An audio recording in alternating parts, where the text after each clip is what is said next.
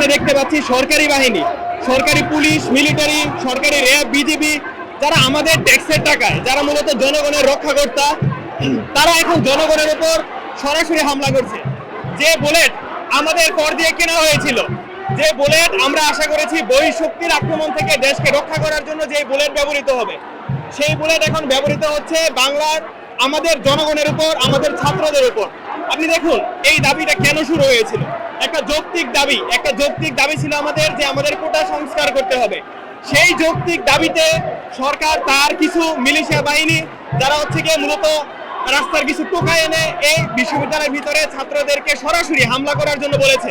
যখন তারা এই ধরনের পদক্ষেপ নিল, তখনও আমাদের সরকারের কোনো প্রশাসন তাদের বিরুদ্ধে না গিয়ে বরং তাদেরকে আশ্রয় দিয়েছে, অর্থাৎ তারা সরাসরি ছাত্রদের বিরুদ্ধে গিয়েছে।